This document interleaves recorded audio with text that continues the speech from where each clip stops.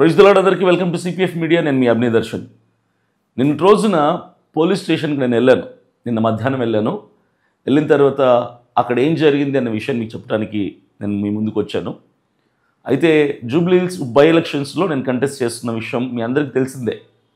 అయితే ఆర్ఓ గారు, returning officer, ఎవరైతే మన నామినేషన్ పేపర్స్ తీసుకోవాలో, సబ్మిట్ చేయాలో మనము, ఆర్ఓ గారే బంజారా హిల్స్ పోలీస్ స్టేషన్లోకి వెళ్ళి అభినయ్ దర్శన్ నా మీద ఆయన కేసు ఫైల్ చేశారు, కేసు రిజిస్టర్ చేశారు, ఎఫ్ఐఆర్ కూడా కట్టారు.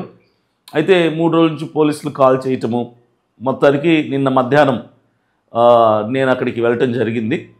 నేను నిన్న అక్కడికి వెళ్ళిన తర్వాత విషయమంతా కూడా క్లియర్గా స్పష్టంగా తెలియపరిచారు పోలీస్ డిపార్ట్మెంట్ వాళ్ళు. నిజంగా పోలీస్ డిపార్ట్మెంట్ వాళ్ళది ఎలాంటి తప్పు కూడా లేదు. చాలా ఫేవర్గా నాకు వాళ్ళు మాట్లాడారు. చాలా విషయాలు సిఐ గారు కూడా ఎక్స్ప్లెయిన్ చేశారు. ఆయన ఏంటి పొరపాటు, ఎక్కడ పొరపాటు జరిగింది, కేసు ఎందుకు నమోదైంది, ఆర్ఓ గారు ఎందుకు కేసు పెట్టాల్సి వచ్చింది, ఇవన్నీ కూడా సిఐ గారు చాలా డీటెయిల్గా ఎక్స్ప్లెయిన్ చేశారు. మీరు క్యూఆర్ కోడ్ పెట్టడం తప్పు కాదు, మీరు ప్రజల్ని ఆర్థికమైన సపోర్ట్, ఆర్థిక సహకారం అడగటం తప్పు కాదండి.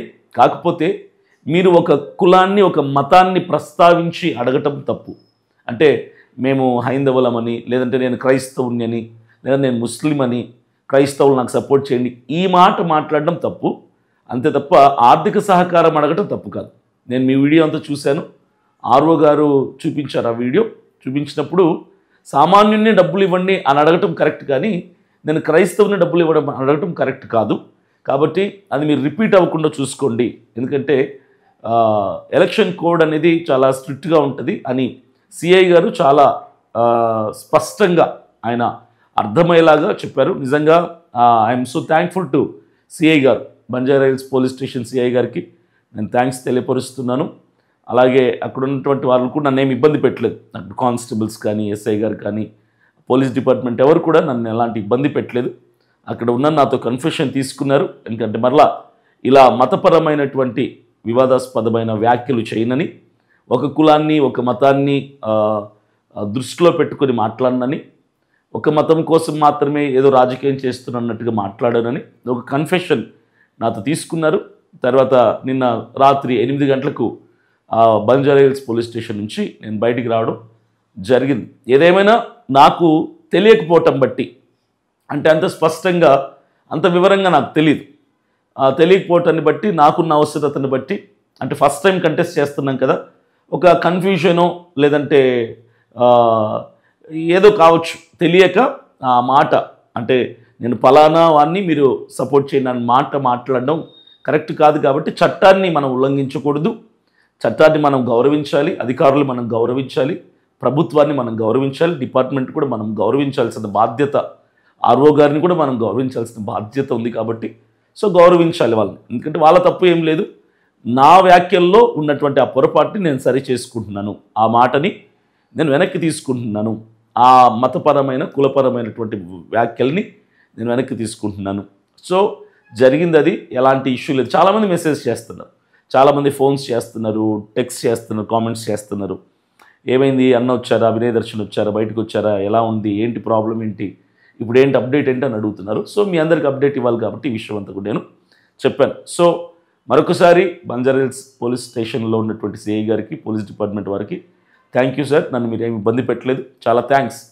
అలాగే ఇంకా రెండవ ఇష్యూ ఏంటంటే, అజయ్ బాబుకి అభినయ్ దర్శన్ మధ్య గొడవ ఏంటి, అజయ్ బాబు అభినయ్ దర్శన్ మధ్య గొడవ ఏంటి? నేను యావత్ క్రైస్తవ సమాజం అంతటికి ఒకటే చెప్తున్నా, అజయ్ బాబుకి, అభినయ్ దర్శన్కి, నాకు అజయ్కి మధ్యలో గొడవ ఏమీ లేదు. ఒక రక్తం పంచుకొని పుట్టకపోయినా, ఒక తల్లి కడుపును పుట్టకపోయినా సరే, అజయ్, అభి అనే ఇద్దరు వ్యక్తులు, మేమిద్దరము అన్నదమ్ముల కంటే ఎక్కువ బంధం మాకుంది, ఫ్రెండ్స్ కంటే కూడా ఎక్కువ స్నేహం మాకుంది. ఇంకా దాన్ని నేను మాటల్లో చెప్పలేను. నాకు అజయ్ అంటే చాలా ఇష్టం, అజయ్కి నేనన్నా కూడా చాలా ఇష్టం. అజయ్, నేను వాళ్ళ ఇంటికి వెళ్తే సొంత తమ్ముడు కంటే ఎక్కువగా, ఫ్రెండ్ కంటే ఎక్కువగా నన్ను చూసుకుంటాడు. ఆ రోజులు, ఆ ప్రేమ నేను మర్చిపోలేను. అజయ్ మీద నాకు ఎలాంటి కోపం లేదు, ఎలాంటి ద్వేషము లేదు. అయితే నేను నిన్న మధ్యాహ్నం పోలీస్ స్టేషన్కి వెళ్ళాను. ఆ టైంలో సుప్రియ గారు టెన్షన్ పడి, భయపడి, అంటే ఎవరు లేరు మా వెనకాల, ఏమైపోద్దేమో, అజయ్ అన్న కూడా లేడు అన్నటువంటి ఆ టెన్షన్లో ఒక షార్ట్ వీడియో చేసింది తను సుప్రియ. చేసి అజయ్ అన్న కూడా మా వెనకాల లేరని చెప్పటంతో అది నిన్న చాలా వైరల్గా చాలా ఇష్యూగా మారింది. తర్వాత దాని మీద అజయ్ ఒక వీడియో లైవ్ పెట్టి ఎక్స్ప్లెనేషన్ ఇచ్చాడు. సో ఏదైనా సరే ఇది ఫ్యామిలీ లాంటిది ఇష్యూ, అంటే ఇంటి సమస్య లాంటిది. అజయ్కి నాకు మధ్య చిన్న ఏదో మైనర్ మనస్పర్ధలు అంతే. మీ అందరికీ తెలుసు అజయ్ కాస్త కోపం ఎక్కువ, నాకు కూడా కొంచెం కోపం ఎక్కువ. జస్ట్ ఒక మాట అంతే, దాన్ని బట్టి హర్ట్ అయ్యాను నేను. దాన్ని బట్టి కొంచెం మా ఇద్దరి మధ్య చిన్న గ్యాప్ వచ్చింది. ఆ గ్యాప్ ఫిల్ అయిపోతుంది. అది ఎలాంటి ఇబ్బంది లేదు. ఎందుకంటే క్రిస్టియానిటీలో యూనిటీ తీసుకురావాలని అజయ్ ప్రయత్నం చేస్తాడు, నేను ప్రయత్నం చేస్తున్నా. ఈరోజు మా ఇద్దరిలో యూనిటీ లేకుంటే ఎలాగా? కాబట్టి అజయ్ నన్ను దూరం పెట్టేవాడు కాదు, నేను అజయ్ని దూరం పెట్టేవాడిని కాదు. మేమిద్దరం ఎప్పటికీ ఒకటే. దేవుడు మా ఇద్దరిని క్రైస్తవుల పక్షమున నిలబడి గొంతు విప్పి పోరాడటానికి, అన్యాయాన్ని ఎదిరించి వాక్యానుసారమైన క్రమంలో క్రైస్తవుల పక్షమున నిలబడటానికి తెలంగాణ రాష్ట్రం నుంచి అజయ్ని, ఆంధ్ర నుంచి నన్ను దేవుడు నిలబెట్టుకున్నాడు. ఇంకా చాలామంది ఉన్నారు. ఏదేమైనా క్రైస్తవ సమాజం అంతటి ఒకటి చెప్తున్నా, మీరందరూ చాలా కొన్ని వేల మెసేజ్లు వచ్చాయి నిన్న. అన్న మీ ఇద్దరు విడిపోతే ఎలాగా, మీ ఇద్దరి మధ్య గొడవలు వస్తే ఎలాగా, మీ ఇద్దరే మాట్లాడుకోకుంటే ఎలాగా, మీ ఇద్దరే విమర్శించుకుంటే ఎలాగని. మేమేమి విమర్శించుకోవు, మా ఇద్దరి మధ్యలో గొడవలు లేవు. త్వరలోనే ఇద్దరం కలిసి లైవ్లోకి వస్తాం. ఖచ్చితంగా ఈ ఎలక్షన్ లోపల నా నామినేషన్ కనుక దేవుని మహాకృపను బట్టి, మీ అందరి ప్రార్థనలు బట్టి నా నామినేషన్ సక్సెస్ఫుల్గా కంప్లీట్ అవుతే ఖచ్చితంగా క్యాంపెయినింగ్కి ఒకరోజు అజయ్ కూడా వస్తాడు. అజయ్ నా మాట కాదనడు. అజయ్కి నాకు చిన్న మనస్పర్ధ ఉంది. అవసరమైతే నేను అజయ్కి సారీ చెప్పడానికి కూడా వెనకాడను. ఎందుకంటే నాకు అన్న తమ్ముడు ఎవరు లేరు, నాకు ఇద్దరు చెల్లెళ్ళు ఉన్నారు. అజయ్ నాకు సొంత అన్న కంటే ఎక్కువ. నాకు ఫ్రెండ్స్ ఎవరు లేరు.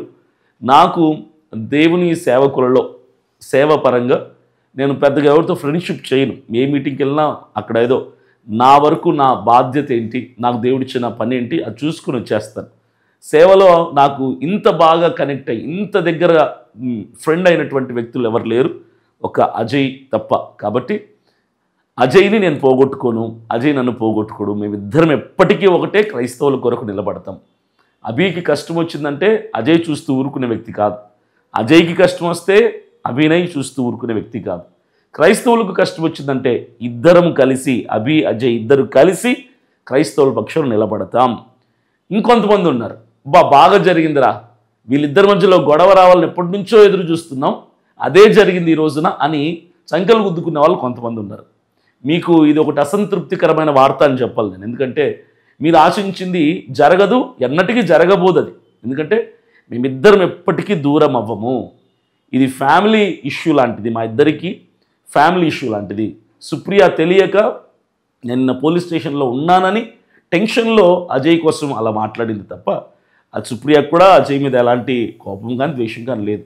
కాబట్టి మీరు అర్థం చేసుకోండి, మీరు ప్రార్థన చేయండి. నేను అజయ్ బాగుండాలని, ఇద్దరం కలిసి క్రైస్తవుల కొరకు నిలబడాలని ప్రార్థన చేయండి.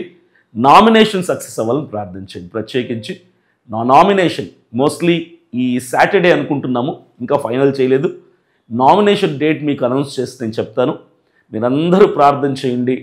నా వెనక దేవుడు ఉన్నాడు, అజయ్ బాబు కూడా ఉన్నాడు, క్రైస్తవులందరూ ఉన్నారు. మీరందరూ ప్రార్థన చేయండి. నామినేషన్ సక్సెస్ అయిన తర్వాత క్యాంపెయినింగ్ ఉధృతంగా చేయాలన్నటువంటి ఆలోచనతో ఉన్నాం. ఎలక్షన్ కమిషన్లో ఉన్నటువంటి, ఆ ఎలక్షన్ కోడ్లో ఉన్నటువంటి నియమాలని ఉల్లంఘించకుండా, ఎవరికి అభ్యంతరకరంగా లేకుండా, మతపరమైనటువంటి వ్యాఖ్యలు, మత చిచ్చుపరమైనటువంటి వ్యాఖ్యలు చేయకుండా నీతియుక్తంగా, చక్కగా, ప్రేమగా, సమాధానంగా ప్రజల మధ్యలోకి వెళ్ళి ప్రజలకు ఏం చేయాలనుకుంటున్నా, సామాన్యమైన ప్రజలకి ఏం మార్పు తీసుకురావాలనుకుంటున్నా, ప్రజలు ఏం ఆశిస్తున్నారు నాయకుడి నుంచి అని ఈ విషయాలన్నింటినీ కూడా నామినేషన్ తర్వాత నేను మాట్లాడడానికి ఇష్టపడుతున్నాను. అజయ్ కోసం, నా కోసం ప్రార్థన చేయండి. మేమిద్దరం ఇప్పటికీ కలిసి ఉండాలని, ముందుకెళ్లాలని ప్రార్థన చేయవలసిందిగా ప్రేమపూర్వకంగా మనవి చేస్తున్నాను. God bless you.